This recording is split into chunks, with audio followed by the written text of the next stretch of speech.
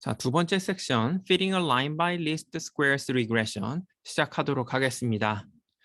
자, 본 섹션에서는요, 변수의 관계를 설명하는 최적의 리니어 라인을 추정하는 방법에 대해서 설명하도록 하겠습니다. 자, 기본적으로 앞서 설명한 것처럼요, 우리가 원하는 그 데이터 포인트들을 잘 지나가는 직선은요, 그 잔차 혹은 에러의 크기가 작은 걸 거예요. 그래서 우리 두 가지를 생각을 해볼 수가 있는데요. 첫 번째 옵션은요, 이 잔차의 절대값을 최소화하는 방법입니다. 그래서 우리가 각각의 데이터 포인트가 n개가 있었죠? 이렇게 스캐터 플롯이 있다고 하면 이렇게 지나가고 이게 E1, E2, E3, E4, E5 이렇게 되겠죠? 자, 그런데 어떤 건 이 경우에는 y 빼기 y 햇 같은 경우가 음수, 음수, 양수, 음수, 양수 이런 식으로 나오기 때문에 이거를 우리가 이 부호를 무시해주지 않으면 다 더했을 때 0이 나올 수가 있어요. 자, 그런 걸 방지하기 위해서 절대값을 씌우는 게 한 가지 방법. 두 번째 방법은요, 잔차 제곱 합을 최소화하는 거예요. 자, 이게 이제 섹션의 제목에 있는 리스트 스퀘어스라고 할 수가 있고요. 자, 여기 수식대로 E1의 제곱 더하기 E2의 제곱 더하기 EN의 제곱을 최소화해 주는 베타 제로와 베타 1을 찾아주는 거죠. 자, 우리 섹션에서는요, 첫 번째보다는요, 두 번째를 설명을 할 거예요. 그러면 당연하게도 이런 질문을 하겠죠. 왜 최소 제곱법을 사용합니까? 리스트 스퀘어 방법을 사용합니까?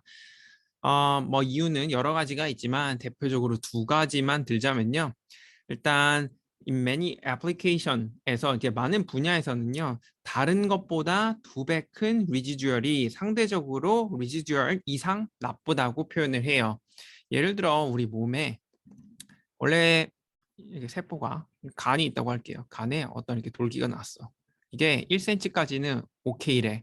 그래서 봤더니 5mm예요. 원래 예상치보다 5mm 정도 더 튀어나왔어. 그러면 1cm 이하잖아요. 뭐 이 정도는 괜찮겠지. 근데 어떤 때는 20mm래요. 즉 2cm죠. 이 경우에 갑자기 늘었어요. 그러면 이거는 괜찮지만 5mm 정도까지는 허용 범위인데 20mm는 이제 4배 늘었어요. 4배 늘었는데 이거는 단순히 위험도가 4배는 게 아니에요. 이거는 위험도가 굉장히 많이 늘어나서 당장 수술에 들어가요. 뭐 이렇듯이 많은 분야에서는 에러가 어느 정도까지는 다 허용되지만 그 이상을 넘어가면 굉장히 큰 역할을 할 수 있기 때문에 우리 제곱을 통해서 만약에 에러가 4배 더 크다라고 하면 단순 4배가 아니고 16배로 인식되게끔 하는 게 첫 번째 이유고요. 두 번째는요.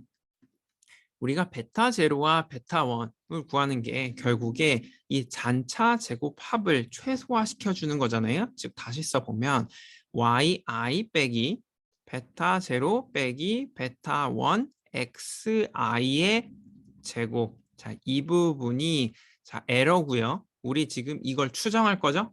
여기 햇 밸류를 넣으면 이제 ri, 이 i가 되겠죠? 자, 이거를 가장 최소화 시켜주는 베타 제로와 베타 1을 찾고 싶어요. 그러면 이 식을 뭘로 미분을 해야 돼요? 당연히 베타 제로 한 번, 그 다음에 베타 1 미분한 다음에 0을 만들어주는 그 베타 값들을 우리가 골라주면 되죠. 자, 우리 미분 다 알고 이 부분은 다 미분 가능하기 때문에 쉽게 베타 제로와 베타 1을 구해줄 수가 있어요. 최소 제곱을 이용한다면. 그런데 만약에 최소 제곱이 아니고 이 absolute deviation을 쓴다고 치면은 이런 식으로 쓸 수가 있겠죠. 이게 제곱이 아니고 절대값이에요. 여러분들도 다 아시다시피 절대값은 미분이 안 되는 포인트가 존재하죠. 따라서 단순 미분이 0이다라는 식으로 우리가 베타를 구할 수가 없거든요. 즉 우리 최소 제곱을 쓰면 이 미니마이저에 해당하는 베타 이 값을 미니마이즈 시켜주는 베타 값을 굉장히 손쉽게 계산을 할 수가 있습니다. 자, 이 대표적인 두 가지 이유 때문에 우리 리스트 스퀘어 메소드를 설명을 할 거고요. 물론 이제 첫 번째 방법도 나중에 여러분들이 회귀 분석 시간을 수업을 들으시면요. 이 방법에 대해서도 배우실 수 있습니다. 자, 이번에는 이제 어떤 조건 하에서 리스트 스퀘어 메소드가 그 변수들의 관계를 정확히 찾아내는지 설명하도록 하겠습니다. 자, 리스트 스퀘어 메소드로 정확한 리니어 모델을 찾으려면 기본적으로 이 세 가지 조건이 필요하고요. 첫 번째 조건은 linearity 혹은 이제 선형성 조건이라고 부르고요. 두 번째는 nearly normal residual, 이제 normality condition이라고 부르고, 세 번째는 이제 constant variability, 이거는 이제 constant variance condition이라고 부릅니다. 이 세 가지를 만족을 해야 하는데 이제 각각이 무엇을 의미하는지 제 다음 슬라이드에서 설명을 하도록 하겠습니다. 자, 첫 번째 조건은 이제 선형성 linearity condition입니다. 이 선형성 조건은요, explanatory variable이랑 response variable이 linear relationship을 가져야 된다. 즉, x가 1 단위만큼 증가하면 y는 x의 값과 관계없이 항상 베타만큼 증가해야 된다. 이런 관계를 가져야 되는 거고요. 물론 이제 우리 비선형 관계 모델을 하는 방법도 있긴 한데요. 그 방법은 이제 nonlinear regression이라고 하고요. 자, 그 방법은 우리 기초 통계학에선 다루지 않고 나중에 선형 회귀 분석 시간에 배우시면 될 것 같습니다. 그리고 이 linearity 컨디션을 확인하는 방법은요. 스캐터 플롯과 residual 플롯을 보는 방법이 있어요. 저 아래 보이시는 게, 저 위에 보이는 게 이제 스캐터 플롯, 아래 보이시는 게 residual 플롯. residual을 그냥 이렇게 그대로 스캐터 플롯처럼 그려놓은 거예요. 자, 첫 번째 케이스 보시면요. 스캐터 플롯에서 케이스 1, x가 증가하면 y가 꾸준히 감소하고 있죠. 딱 이것만 봐도 linearity 컨디션 자체는 잘 만족을 하는구나를 볼 수가 있고요. 자, residual plot만 봐도요. 자, 이 경우에 어때요? 어떠한 패턴을 볼 수 있나요? 패턴을 보기 힘들죠. 여기가 0인데 0을 기준으로 고르게 그냥 분포되어 있는 것 같죠? 이렇게 랜덤하게 분포되어 있는 경우에는 우리 리니어리티 컨디션이 잘 만족한다라고 할 수가 있습니다. 두 번째 케이스 보시면요. x가 증가함에 따라서 y가 감소하는 건 똑같아요. 그런데 보시면 약간의 커브로 감소하는 거 보이시나요? 자, 이런 곡선의 패턴 같은 경우에는 당연히 리니어리티 컨디션이 만족 안 한다고 할 수가 있고요. 자, 이 경우에 리지듀얼 플롯을 보시면은 이러한 패턴 보이시나요? 이런 패턴을 항상 볼 수가 있어요. 따라서 이런 두 조건을 보시면 리니어리티 컨디션이 만족하지 않는구나를 볼 수가 있습니다. 자, 위에 스캐터 플롯에서 어떻게 이 리지듀얼 플롯으로 연결되는지 이걸 조금만 더 설명을 드리면요. 여기 fitted line이 여기 있죠. 이렇게 좀 확장을 시킬게요. 자, 그러면 이 i 같은 경우에는 yi 빼기 yi 햇이잖아요. residual definition 자체가 이렇죠. 자, yi보다 yi 햇이 더 커요. 그러니까 항상 음수가 나올 거예요. 여기도 음수, 음수, 음수, 음수. 그렇죠? 처음에 5개가 다 음수고요. 그 다음부터 시작해서는 대부분 다 양수가 나오게 되죠. 다 양수고. 그 다음 여기 부분 어때요? 다시 한번 음수가 나오게 돼요. 자, 그걸 그대로 가져오면 이쪽이 음수, 다 양수, 음수. 자, 이런 식으로 리지듀얼 플롯과 스캐터 플롯을 연결해서 우리가 또 이해할 수가 있습니다. 자, 마지막 케이스 3 같은 경우에 보시면은 x가 증가함에 따라서 y가 증가하냐라고 보시면 굉장히 찾기가 어렵죠. 굉장히 weak relationship이에요. 뭐 리니어인지도 모르겠고 사실 리니어 아니라고 하기에도 좀 모호하고 사실 아무런 관계가 없어 보이기도 하죠. 그래서 이 경우에 사실 스캐터 플롯 보면 리니어리티 컨디션이 만족한다라고 저희가 주장하긴 조금 어려워요. 그리고 그거에 관련된 리지듀얼 플롯 보면 마찬가지로 여기도 그냥 고르게 잘 퍼져 있어요. 근데 케이스 1과 비교해 보면 어때요? 리지듀얼이 확연히 크죠. 네, 자 이걸 바탕으로 우리 케이스 3도 리니어리티 컨디션이 만족하는 것 같지 않다라고 우리가 결론을 내릴 수가 있습니다. 물론 이제 이거는 다 그림을 통해서 컨디션 체크하는 건 굉장히 주관적인 거기 때문에 사람마다 조금 다 생각이 다를 수가 있고요. 자, 이런 경우에는 어떻게 하면 돼요? 테스트는 또 이것도 나중에 수업 시간에 배우도록 하겠습니다. 자, 두 번째 컨디션, 노멀리티 컨디션 소개하도록 할게요. 잔차가 거의 정규 분포를 따라야 된다는 뜻이고요. 엄밀히 따지면요. 이 조건은요. 리니어 모델 y는 베타 제로 플러스 베타 1 x 플러스 엡실론일 때 이 에러 텀 있죠? 이 에러가 정규 분포를 따라야 된다라는 뜻이에요. 근데 우리 에러는 지금 관측이 안 되잖아요. 그럼 여기에 추정값이 뭐라고 했죠? 잔차 리지듀얼이라고 했죠? 그래서 이 리지듀얼들이 이제 정규 분포를 따라야 된다라는 게 이제 두 번째 조건입니다. 근데 진짜 정확하게 말씀드리면 다시 한번 엡슬론이 정규 분포를 따라야 된다 이거예요. 자, 이 조건은요, 나머지 데이터에 경향을 따르지 않는 unusual observation이 있을 때 충족되지 않을 수가 있습니다. 엄밀히 따지면 이 벨 쉐입, 히스토그램을 그렸을 때 벨 쉐입이 안 나오면 이 두 번째 컨디션, 노멀리티 컨디션이 만족하지 않는다라고 할 수가 있죠. 자, 아래 히스토그램, 이게 잔차에 대한 히스토그램이거든요. 자, 보시면 어때요? 그냥 유니모달 같죠. 여기 약간 좀 튀어나온 부분이 있는데 이 부분은 뭐 프리퀀시가 워낙 작으니까 발생하는 영향일 가능성이 높고요. 뭐 딱히 멀리 떨어져 있는 것도 없어요. 여기 6 있지만 뭐 그렇다고 해서 뭐 여기 10 정도의 밸류가 하나 있느냐 그런 것도 없죠.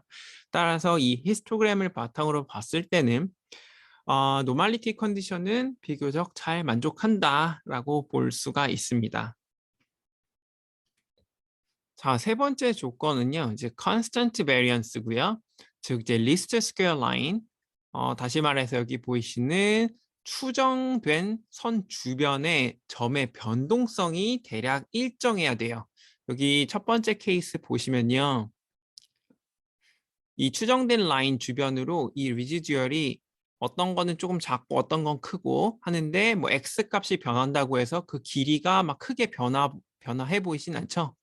즉 이걸 다시 표현하면 y는 베타 제로 플러스 베타 1 x 플러스 엡실론에서 이제 두 번째 조건이 이게 정규 분포를 따라야 된다고 했고요. 평균이 당연히 0일 거고요. 에러니까. 그 다음에 이 각각의 observation에 대응되는 에러의 베리언스가 혹은 스탠더드 디비에이션이 시그마로 컨스턴트 해야 된다라는 것을 의미합니다. 근데 마찬가지로 우리 엡실론 i 모르죠. 그러니까 이 RI 혹은 EI, residual의 standard deviation이 X에 depend하지 않는 어떠한 constant여야 됩니다라는 것을 의미합니다. 그래서 뭐 이거 조금만 더 써주면은 우리가 데이터 포인트가 X1, Y1 해서 XN, YN, N개가 있죠. 여기에 대응되는 에러도 엡실론 1부터 엡실론 N이 있을 거고요. variance of 엡실론 1은 variance of 엡실론 2 해서 variance of 엡실론 N이 모두 시그마다라는 것을 의미합니다. 자, 아래 보시면 이게 이제 잔차도예요. residual plot. residual plot에서 잔차 변동이 0을 중심으로 퍼져 있는데 이 퍼짐 정도가 일정하면 우리 constant variance 컨디션은 만족한다라고 할 수가 있고요. 이 constant variance 컨디션 자체는요. homosedasticity라고 부르기도 합니다. 이제 만약에 이게 벗어났다. 예를 들어서 이런 식으로 잔차도가 이러한 경향을 보인다. X가 증가함에 따라서 잔차의 퍼짐 정도가 점점 커진다라고 하면 헤테로세데스티시티라고 부릅니다. 이걸 호모만 헤테로로 바꿔주시면 돼요. 이제 많은 교과서에서는 이제 constant variance 아니면 이제 homosedasticity 이렇게 표현을 합니다. 자, 방금 설명한 것처럼 이런 residual plot을 통해서 우리가 이게 만족하는지 이 조건이 만족하지 않는지를 우리가 확인을 할 수가 있습니다. 자, 각각의 조건이 우리가 왜 필요한지는 나중에 또 설명을 하도록 하고요. 이제 먼저 우리 scatter plot이랑 residual plot을 바탕으로 해서 만족하지 않는 조건이 무엇인지 그거부터 찾아보도록 할게요. 자, 첫 번째 문제 보시면은 scatter plot 딱 봐도 선형성 조건이 만족하지 않는 것 같죠? linearity 컨디션이 망가진 것 같아요. 딱 보시면 이 residual plot만 만약에 주어졌다 손 치더라도 우리가 여기 음수, 양수, 다시 음수 이러한 패턴을 볼 수가 있죠? 이렇게 곡선. 자, 이것만 보더라도 scatter plot이 없더라도 우리가 linear relationship 이 컨디션이 망가졌구나라는 걸 우리가 알 수가 있습니다. 이제 두 번째 문제예요. 여기서도 보시면 scatter plot 이렇게 되어 있고 거기에 대응되는 residual plot이 이렇게 되어 있어요. 아까 제가 이렇게 퍼졌다라고 했던 그 모양을 그대로 띄고 있죠.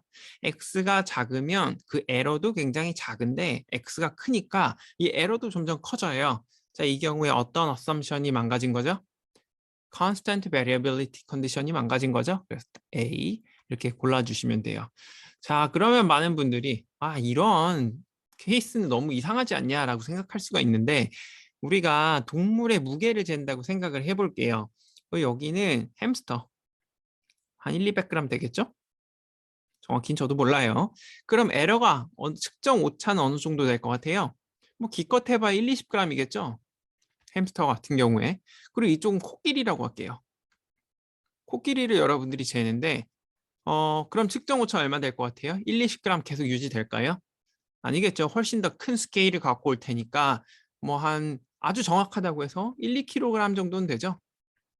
측정 오차가. 따라서 X가 증가함에 따라서 그 측정 오차가 점점 커지죠.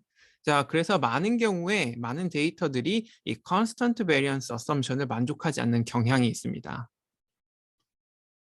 자, 지금까지 필요한 조건과 그 조건이 만족하는지 확인하는 방법에 대해서 설명을 했으니까 이제 드디어 리스트 스퀘어 메소드를 이용해서 우리 베타 제로와 베타 원을 추정하는 방법에 대해서 설명하도록 할게요.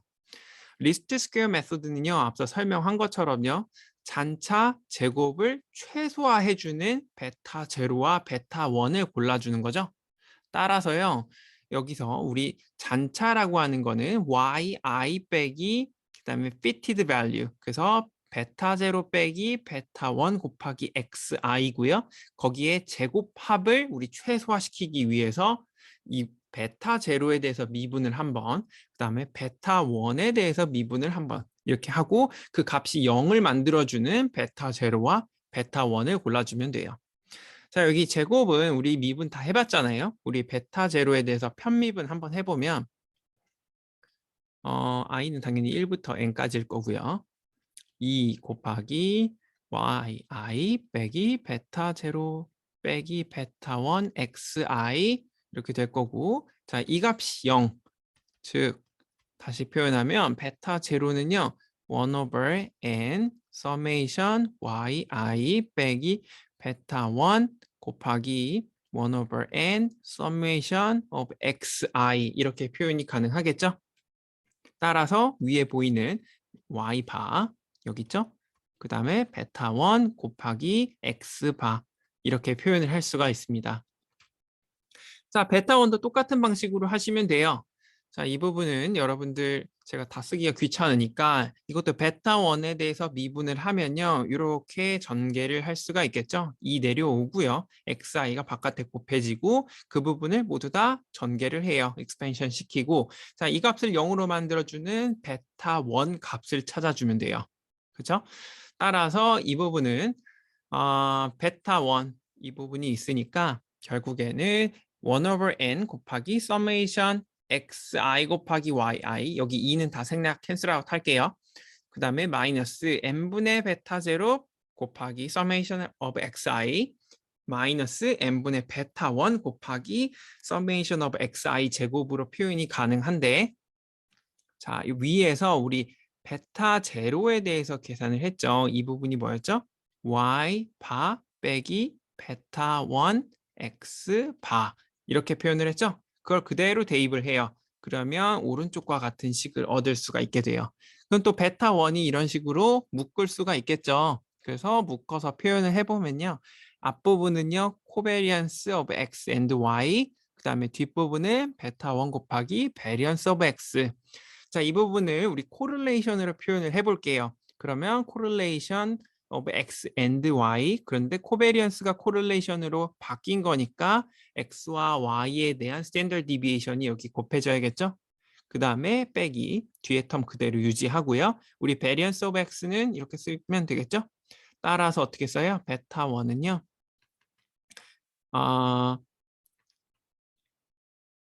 sx분의 sy 곱하기 correlation x, y로 여기 있는 것과 동일하다는 거 볼 수가 있고요. 우리 correlation of x and y는 r로 앞으로 표현을 하도록 할게요. 자, 이 부분 제일 첫 섹션에서 제가 correlation 설명할 때 correlation이 적어도 x와 y의 관계를 표현하는 그 사인, 부호는 표현할 수 있다라고 표현을 했잖아요. 네, 그래서 여기 부호를 결정하는 r로 딱 들어오는 거 볼 수가 있습니다. 다시 빈곤율과 고등학교 졸업률에 대한 예제로 돌아가서 리니어 모델의 파라미터 에스티메이션을 한번 해보도록 하겠습니다. 자, 주어진 데이터를 방금 배웠던 공식에 그대로 넣어보면요. 베타 제로 헷 같은 경우에는 y 바 빼기 베타 1 곱하기 x 바죠. 자, 베타 1 같은 경우에는 이제 원래 true 값을 모르고 estimate value 이렇게 넣어주시면 되고요. 자, 이 경우에 y바는 여기에 11.35, x바는 86.01. 자, x 베타 1 햇만 이제 계산하면 되죠. 그래서 베타 1 햇수로 가서요. 이쪽은 sx분의 sy sample standard deviation 곱하기 correlation 이렇게 된다 그랬었죠. 그래서 sample standard deviation of x는 3.73, 그다음에 sample standard deviation of y는 3.1, correlation은 여기 r 마이너스 0.75. 자, 이렇게 돼서 위에 있는 값 마이너스 0.62를 얻을 수 있고요. 이 값을 여기에 그대로 대입하면 위에 있는 값 64.68, 즉 y 햇은 64.68 빼기 0.62x라는 fitted line을 우리가 얻을 수가 있습니다. 자, 이 결과를요, 데이터의 내용에 맞춰서 해석을 해보면 고등학교 졸업률이 0%인 주에서는 평균적으로 거주자의 64.68%가 빈곤선 이하로 생활할 것으로 예상되고, 고등학교 졸업률이 1%포인트 추가될 때마다 빈곤층의 비율이 평균 0.62%포인트 낮아질 것으로 예상됩니다. 라고 우리가 해석을 할 수가 있습니다. 자, 일반적인 이제 모델에 대한 해석은 저처럼 해주시면 되는데, 이제 해석에서 항상 조심해야 될 부분이 하나 있습니다. 자, 대표적인 게 인터셉트 해석을 할 때 조심하셔야 되는데, 이제 아래 스캐터 플롯을 보시면요, 이제 HS grad percent 고등학교 졸업률이 대부분 이쪽 구간에 다 몰려 있죠. 70 후반부터 90 뭐 중반까지 다 몰려 있는 거 보실 수 있어요. 그리고 베타 제로를 해석할 때는요, 고등학교 졸업률이 0일 때 평균 빈곤율이 얼마이다 라고 했죠.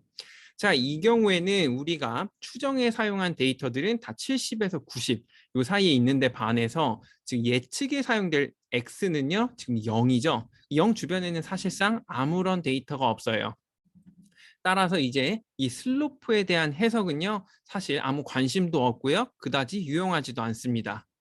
그리고 설령 여기에 데이터가 뭐 하나, 두 개 이렇게 있다 손 치더라도요, 이제 추정에 사용된 대부분의 데이터는 70과 90에 있죠. 따라서 이거는 suspected outlier라고 우리가 볼 수가 있기 때문에 여기에 대응되는 predicted value 이거 자체는 우리가 신뢰를 할 수가 없습니다. 자, 다시 요약을 해보면요, 우리가 response variable을 추정하는 게 우리 리니어 모델의 하나의 목적이죠. 이 추정값이 신뢰할 수 있는 범위는요, 보통 추정에 사용된 데이터가 주로 분포하고 있는 이 범위 70부터 90, 요 범위라고 할 수 있습니다. 다시 얘기하면 0과 20이라는 새로운 데이터가 이렇게 딱 주어지면 여기에 해당되는 빈곤율 자체는 이 모델, 이 추정된 모델로는 예측이 거의 불가능하다라고 생각하시면 될 것 같습니다. 자, 지금까지 설명한 내용을 요약해보면요, 선형 모델을 사용하여 explanatory variable에 주어진 값에 대응하는 response variable의 값을 예측하는 것을 prediction이라고 부릅니다. 단순하게 이제 아래와 같이 추정된 모델에 여기 주어진 x 밸류를 대입하는 것을 y 밸류의 prediction이라고 할 수가 있습니다. 이렇게 곱하기가 있어야겠죠? 네. 그리고 아래 스캐터 플롯과 추정된 리니어 라인을 보면 알 수 있듯이 예측값과 관련하여 당연히 불확실성, 즉 에러가 있을 수 있고요. 이 불확실성을 테스트하는 방법은요, 네 번째 섹션에서 다룰 겁니다. 그리고 그 테스트에 관련된 증명은요, 예전에도 말씀드린 것처럼 리니어 리그레션 수업 시간에 배울 수 있습니다. 자, 그리고 다음에 설명했던 게 예측이 실제로 신빙성 있는 구간이 어디냐에 대해서였죠. 어, 자, 모델 추정치를 원본 데이터 영역 밖의 값에 적용하는 것을요, 우리 엑스트라폴레이션이라고 부릅니다. 그리고 이제 데이터 영역 밖의 값에 적용하여 프리딕션 하는 것은요, 대부분의 경우에 신뢰할 수가 없고요. 앞서 제가 설명드렸던 그 예에서 보듯이 인터셉트가 종종 엑스트라폴레이션이라고 할 수가 있습니다. 자, 이제 엑스트라폴레이션을 조심해야 하는 이유를 다음 올림픽 달리기 기록 예를 들어서 설명을 하도록 하겠습니다. 자, BBC 뉴스에 따르면 2156년에는 올림픽 달리기 기록에서 여성이 남성보다 앞설 수 있다고 말을 합니다. 자, 그 이유로 과거의 통계 자료들을 바탕으로 추정한 선형 모델을 제시하고 있습니다. 지금 여기 스캐터 플롯이랑 여기 보이시는 라인이요. 이제 앞선 데이터를 통해서 추정한 선형 라인인데, 자, 이를 바탕으로 보면 시간이 지남에 따라서 남자와 여자 모두 달리기 기록이 짧아지는 추세를 볼 수가 있습니다. 자, 그리고 그 추세를 보면요. 여성의 달리기 기록이 짧아지는 정도가 남성의 달리기 기록이 짧아지는 정도보다 빠른 것도 알 수가 있습니다. 자, 이 라인을 기반으로 예측해 보면요. 자, 2156년에는 이제 여성의 기록이 남성의 기록보다 좋아지게 되죠. 하지만 이러한 예측은 당연히 틀렸습니다. 자, 그 이유는요. 자, 우리가 2156년의 근처 데이터가 전혀 없죠. 따라서 2156년 이때 예측을 하는 것은요. 엑스트라폴레이션이라고 할 수가 있기 때문입니다. 만약 이런 해석이 맞다고 가정을 하면요. 아마도 직선을 계속 긋다 보면요. 3000년쯤 되면 이제 순간이동도 가능해질 거고요. 거기보다 더 시간이 지나 한 4000년쯤 되면요. 이제 시간을 거슬러 달리기도 가능해지는 이상한 예측을 하게 됩니다. 이제 따라서 예측을 할 때는 항상 엑스트라폴레이션을 이제 조심하셔야 합니다. 지금까지 선형 모형에 대한 추정과 해석을 하는 방법을 설명했으니까 앞으로는 이제 추정된 라인이 얼마나 주어진 데이터를 잘 설명하는지 혹은 예측이 얼마나 정확한지를 나타내는 지표에 대해서 설명을 하도록 하겠습니다. 이제 대표적인 지표는 이제 R 스퀘어가 있고요. 이 R 스퀘어는요, 이 상관계수의 곱으로 계산을 할 수가 있습니다. 이제 조금 더 자세하게 설명을 하자면 모델이 설명하는 리스폰스 베리어블의 베리어빌리티를 퍼센트로 알려주는 게 R 스퀘어고요. R 스퀘어는 여기 코릴레이션의 제곱이라고 했으니까 당연히 0과 1 사이의 값을 갖게 됩니다. 자, 우리가 앞서 작업한 모델 같은 경우에는 이제 코릴레이션이 마이너스 0.75였죠. 따라서 R 스퀘어는 마이너스 0.75의 제곱인 0.56이라고 할 수가 있습니다. 자, 방금 이제 소개했던 R 스퀘어를요, 이제 해석하는 예 같이 한번 풀어보도록 하겠습니다. 자, R은 마이너스 0.75라는 게 앞서서 우리 주어졌었고요. 따라서 R 스퀘어는 0.56이다까지 계산을 했었죠.